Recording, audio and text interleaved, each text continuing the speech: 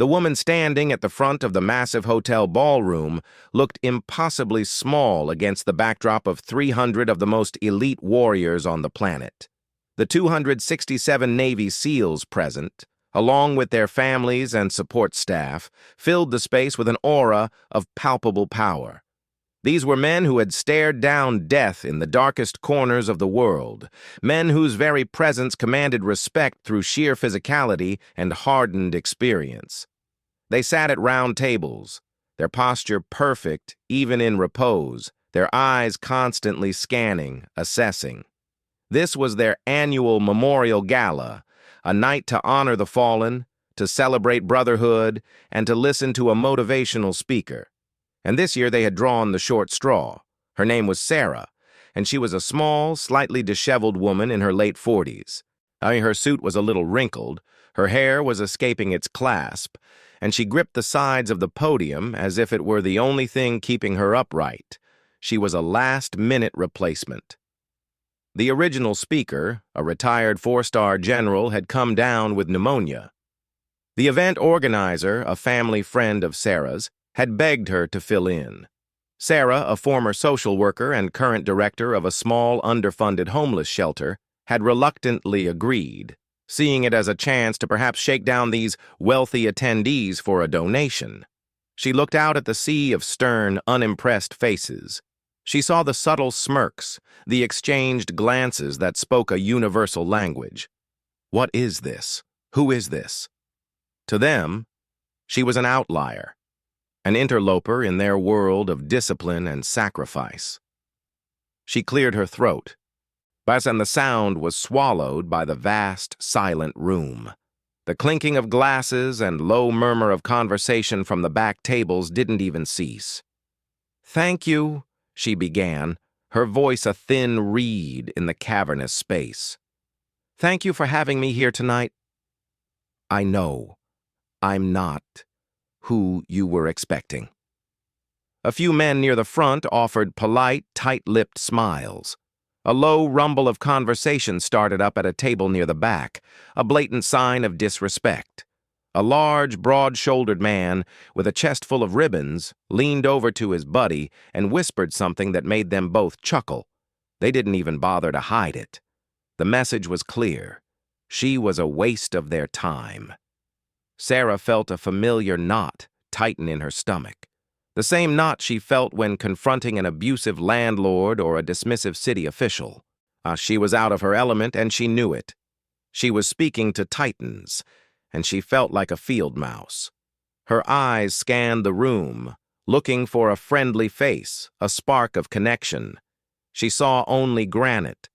She took a sip of water, the glass shaking slightly in her hand. The small motion was noticed, and another wave of quiet condescension seemed to wash over her. They saw her fear, her inadequacy. They saw weakness. And in their world, weakness was a liability. She began her prepared speech. It was a well-meaning, statistics-filled talk about homelessness in America. She talked about the rising numbers, the lack of affordable housing, the struggles with mental health and addiction. Her words were logical, heartfelt, but they landed on the audience like pebbles dropped into a deep well. There was no echo, no splash, just a silent or dismissive absorption. She was just another civilian with a sob story, another person asking for their attention, their money, their time. She could feel them tuning out.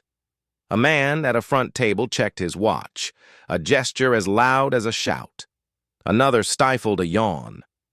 The low hum of private conversations began to grow, a tide of indifference threatening to drown her out completely.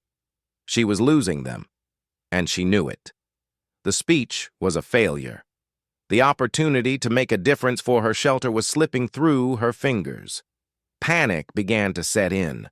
Her carefully crafted words felt hollow and meaningless in this room full of men who had seen the very worst of humanity, who had held dying friends in their arms, who operated in a world where a simple mistake could mean life or death. What did her little struggles in the city's underbelly mean to them? What were a few hundred hungry people compared to the global war on terror? The breaking point came suddenly. She was in the middle of a sentence about the lack of winter coats for children when a loud, derisive snort came from a table near the back, followed by a bark of laughter that was quickly stifled. It was a sound of pure mockery. The knot in her stomach tightened into a ball of cold, hard iron. Years of being talked down to, of being dismissed, of being treated as invisible, coalesced into a single burning point of anger. The fear vanished, replaced by a white-hot fury that she could no longer contain. She stopped talking. Mid-sentence. Silence. The abrupt end to her droning voice was so jarring that it cut through the ambient noise like a knife, and the low conversations faltered and died. Every head in the room slowly turned back toward the stage, a mixture of surprise and annoyance on their faces. Sarah took her hands off the podium. She straightened her shoulders, a movement so subtle yet so profound, it was as if she had physically grown 6 inches. Her eyes, which had been darting nervously around the room, now locked onto the source of the laughter. She pointed a finger directly at the large, decorated seal who had been whispering and laughing. Her voice, when it came, was no longer thin. It was clear, sharp, and carried the unmistakable crack of thunder. "You!" The single word hung in the air, electric and dangerous. The room went absolutely silent. You could have heard a pin drop on the plush carpet. The man she pointed at, Bull was his nickname, and a hulking senior chief with a neck like a tree trunk and eyes the color of Arctic ice, froze. The smirk vanished from his face, replaced by a flicker of genuine confusion. Was this little woman addressing him? "Yes, you," Sarah continued, her voice rising, filling the room with an authority no one had expected. "With your medals and your muscles and your clear belief that you are better than me, that your time is too valuable to listen to someone like me talk about something as trivial as human suffering." A collective intake of breath swept through the room. This was unprecedented. You didn't challenge a senior chief, especially not at his own Brotherhood's event. Bull's buddy shifted uncomfortably in his seat. Bull himself just stared, his expression hardening from confusion to a cold, dangerous warning. And the unspoken code had been violated. Sarah leaned forward, gripping the podium again, but this time it was not for support. It was an act of aggression. Her knuckles were white. "You think you're special," she spat, her voice dripping with scorn. "You think because you can run faster, shoot straighter, and kill a man with your bare hands, that you are somehow above the rest of humanity. You sit there in your starched uniforms, judging me, dismissing me, because I don't fit your narrow definition of strength. Because my battlefields don't have body bags." Bull slowly leaned back in his chair, a muscle twitching in his jaw. The warning was now a tangible thing. He wasn't used to being spoken to this way by anyone, least of all a civilian woman. The other SEALs were watching, their faces unreadable, but their bodies tense, coiled springs ready to react. The atmosphere in the room had shifted from bored indifference to a dangerous, crackling tension. It was the calm before a storm. "Go ahead," Sarah said, her voice dropping to a low, fierce challenge that was somehow more intimidating than her shouting. "Get up. Walk out. Prove me right. Prove that you are exactly what people think you are. A bunch of bullies who only respect brute force. Prove that you can't sit for 30 minutes and listen to a story about the people you supposedly swore an oath to protect. The people on the streets, the veterans you leave behind to freeze to death under bridges. Get up. Bow out. I dare you." The words hung in the air like a grenade, with the pin pulled. Bull didn't move. He couldn't. To walk out now would be to concede her point, to brand himself and his brothers as the arrogant, disconnected warriors she had just accused them of being. The silence was absolute, a physical weight pressing down on everyone. The tension was so thick it was a struggle to breathe. Sarah stood her ground, her chest heaving, her eyes blazing, a tiny woman facing down a room full of the world's most dangerous men. And for the first time that evening, she had their complete, undivided, and stunned attention. They were no longer bored. They were no longer dismissive. They were waiting, breath held, to see what this fragile-looking woman with the heart of a lion would do next. The silence in the ballroom was a living thing, a predator that had just pounced, and was now waiting to see which way its prey would fall. Sarah stood frozen at the podium, now the echo of her own challenge still ringing in her ears. The adrenaline that had fueled her outburst was receding, leaving behind a terrifying clarity. She had just verbally assaulted a room full of Navy SEALs. She had called them arrogant, disconnected bullies. She had, in essence, declared war on the very people she had been hoping would write a check for her shelter. She looked at Bull. He hadn't moved. His face was a mask of granite. But his eyes were no longer cold with warning. They were simply watching her, waiting. He was giving her the floor. They all were. She had demanded their attention, and now, in the way of their world, they were giving it to her. The question was, what was she going to do with it? Her carefully prepared speech was now useless, a pile of burning ash in her memory. Though she couldn't go back to statistics and pleas for funding. That bridge was not just burned, it had been vaporized. She had to say something real, something true, something that would justify her outburst and bridge the chasm she had just created. She took a deep, shuddering breath. Her hands were shaking again, but this time it wasn't from fear.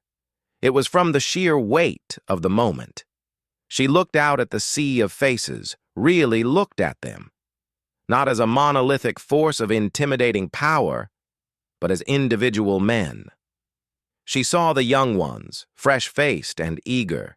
She saw the old ones, their faces etched with the deep lines of hard-won experience and, in some cases, unspeakable sorrow. She saw wives holding their husbands' hands, their eyes filled with a complex mixture of concern and curiosity. And her eyes landed on a man sitting alone at a table near the side. He was older, perhaps in his 60s, wearing a simple dark suit with a single small lapel pin. He wasn't with a group. He just sat there, watching her with an expression that wasn't hostile, but deeply, profoundly sad.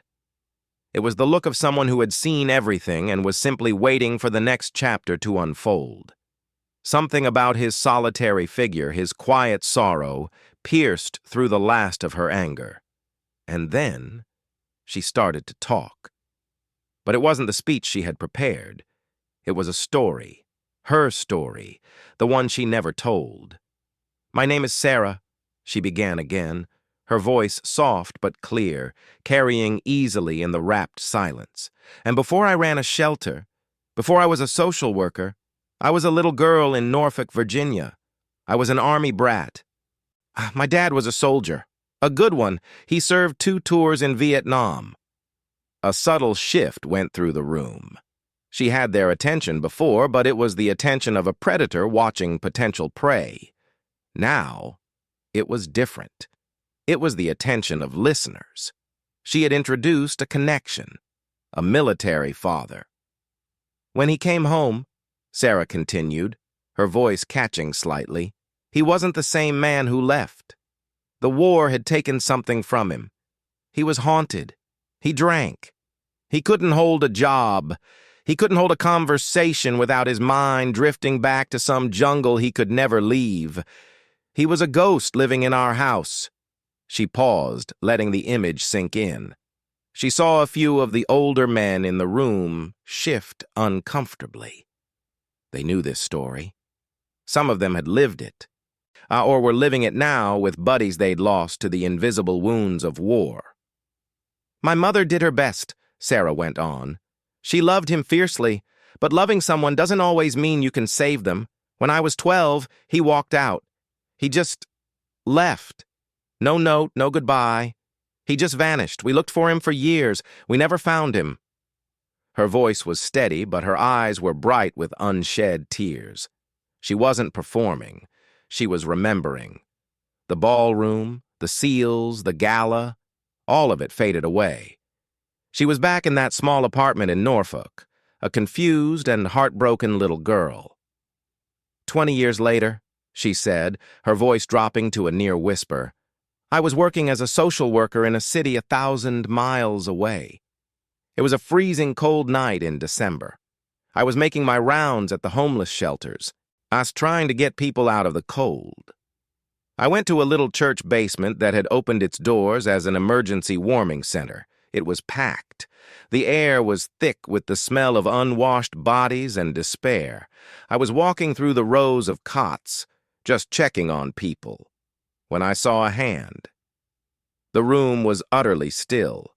The seals were leaning forward in their chairs, unaware they were doing so. It was just a hand, hanging off the side of a cot, but there was a scar on it, a distinctive scar, right between the thumb and forefinger. He got it when I was 8, fixing a broken window at our house. The glass sliced him open. I remembered the blood, the panic, my mom yelling at him to go to the hospital. He just wrapped it in a towel and finished the job. She looked up, and the tears were now falling freely down her cheeks. I knew that hand. I knew it like I knew my own. I walked around the cot and I looked down, and it was him. It was my father. He was lying on a thin mat on a cold church floor, wrapped in a filthy sleeping bag, his face gaunt, his beard long and matted. He was a skeleton of the man I remembered. He was homeless. My father, a man who had served his country, who had fought in a war, was homeless on the streets I was supposed to be helping. A choked sound escaped from somewhere in the audience. Sarah didn't look to see who it was. I sat down on the floor next to him, she whispered. I took his hand, the one with the scar. I held it. He was asleep. He didn't wake up. I sat there all night, holding my father's hand for the first time in 20 years. In the morning, when the light came in through the grimy church windows, and he opened his eyes, he looked at me, and I saw the moment he knew who I was. I saw the shame, the sorrow, the love, all of it, wash over his face in a single terrible second. She stopped, wiping her face with the back of her hand. He died 3 months later.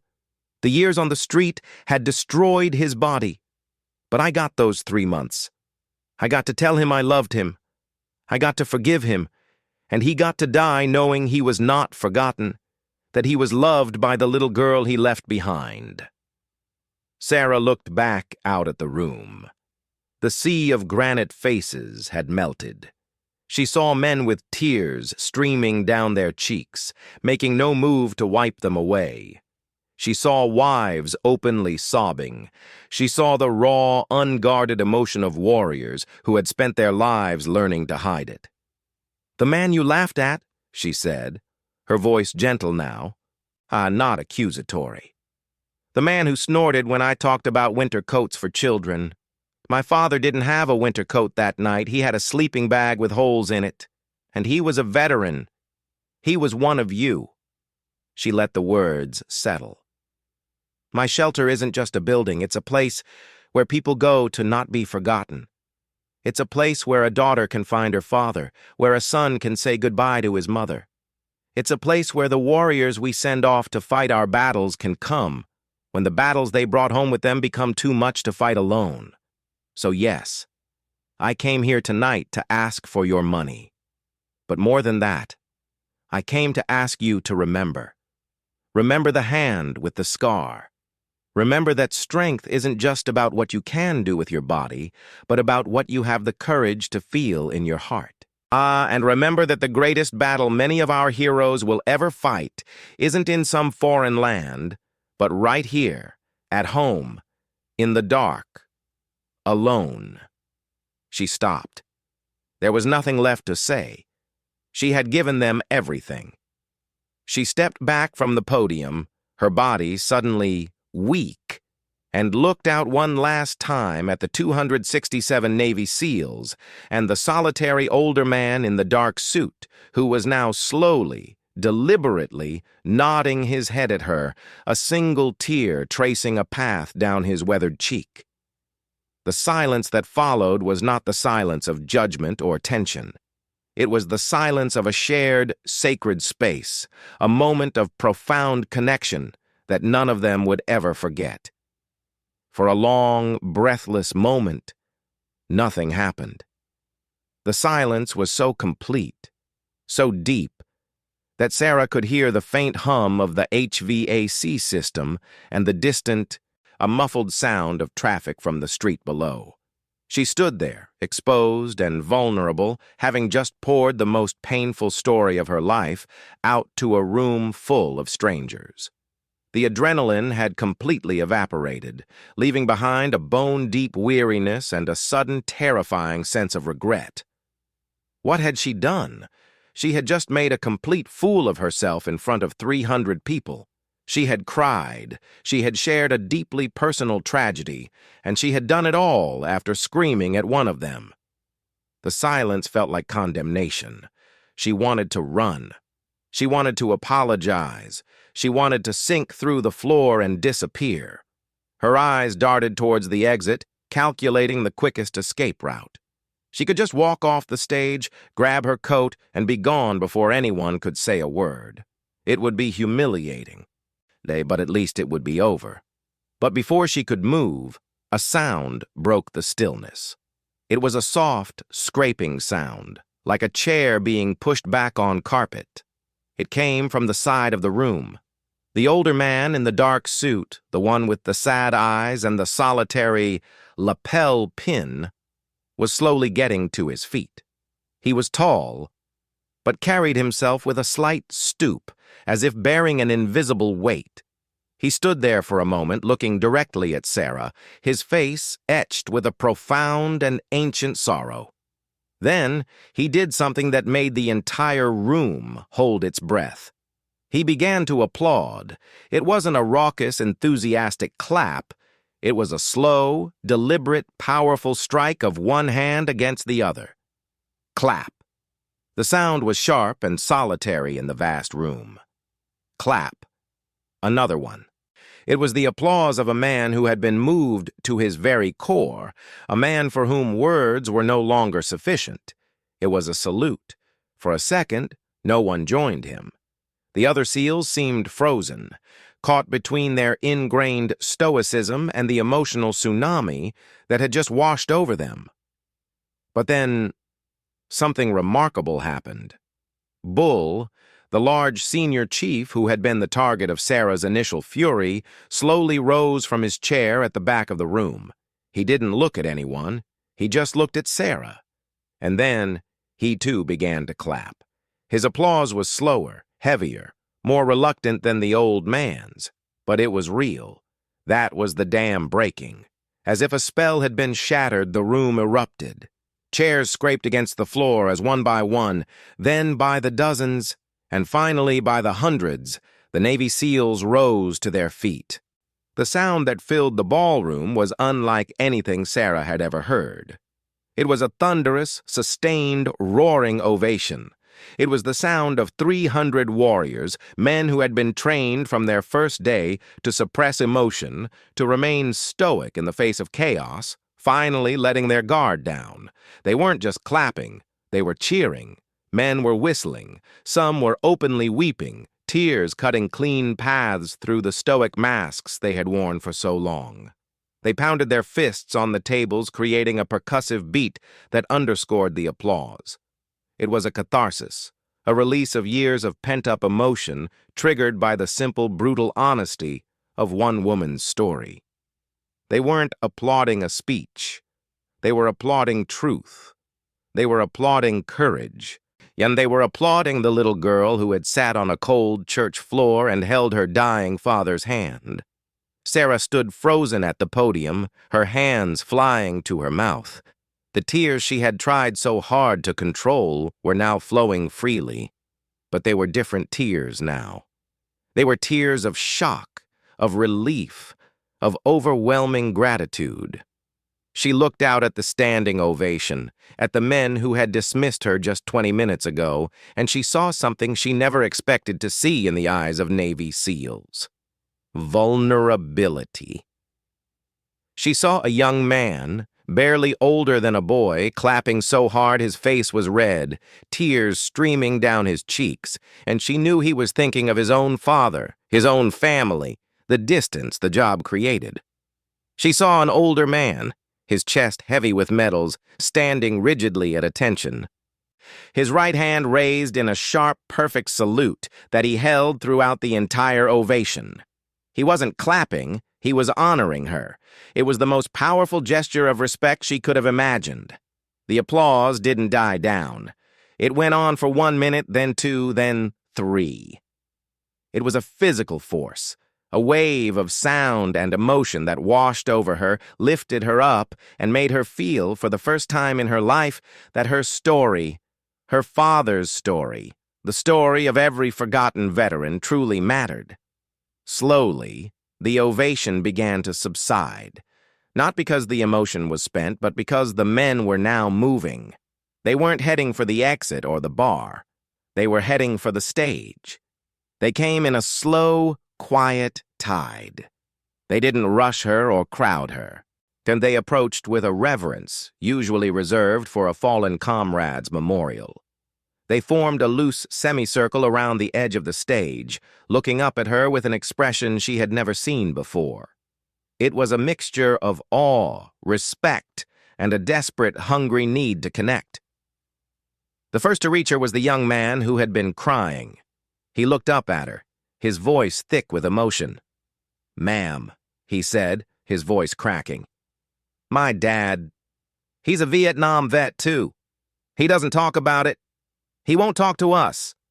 I've been trying for years. I'm shipping out next week, and I'm scared I'll never get the chance to tell him I understand." He choked up, unable to finish. Without a second thought, Sarah knelt down on the edge of the stage, bringing herself to his level. She reached out and took his hand, on the same way she had taken her father's hand in that church basement. "You tell him," she said softly, her voice gentle but firm. "You don't need words. You just need to be there. Hold his hand, sit with him. He'll know. They always know." The young man nodded, unable to speak, and squeezed her hand before stepping back, a new resolve hardening his features. Then another man stepped forward, and another. They came to her one by one, these titans of the military world, and they shared their stories. They told her about fathers they had lost, brothers in arms they had buried, friends who were now living on the streets, struggling with PTSD and addiction. They didn't speak as SEALs. They spoke as sons, as brothers, as friends, as human beings carrying an impossible burden. They confessed their fears, their guilt, their sorrow. Then they spoke of the ones they couldn't save. The wall between civilian and warrior, between us and them, had crumbled into dust. Sarah listened to each one. She held hands. She offered quiet words of comfort. She didn't try to fix them or offer easy solutions. She just bore witness to their pain, the same way she had asked them to bear witness to hers. She was no longer a speaker or a social worker. She was simply a presence, a safe harbor in the storm of their emotions. And then, a path cleared in the crowd, and the older man in the dark suit, the one who had started the applause, slowly made his way to the front. As he got closer, Sarah saw the small pin on his lapel more clearly. It was a SEAL trident, but it was old, tarnished with age. This man was one of them, a brother from a different era. And he stopped in front of the stage and looked up at her. His eyes, so sad before, were now bright with tears. He didn't offer his hand. Instead, he reached into his jacket and pulled out his wallet, From it, he carefully extracted a worn, creased photograph. He held it up for Sarah to see. It was a black and white photo of two young men in uniform, smiling, their arms around each other's shoulders, standing in front of a helicopter in a jungle clearing. They looked impossibly young, full of life and swagger. "My partner," the old man said, his voice a low, gravelly rumble. "Tet Offensive 1968. We were together for 18 months. He saved my life 3 times. After the war, he couldn't let it go. The things we saw, they followed him home." He paused, swallowing hard. "I found him in a park in San Diego 5 years ago. He was living under a tarp. I didn't even recognize him at first. I tried to help. I tried everything. Rehab, jobs, my own home. The demons were too strong. He died 2 years later, alone, in a VA hospital. He had no one. He had me, and I couldn't save him." A tear slipped from the old man's eye and landed on the photograph. He carefully wiped it away with his thumb. "You said to remember the hand with the scar," he continued, his voice thick. "I will never forget this face." He held the photo up again. "His name was Michael.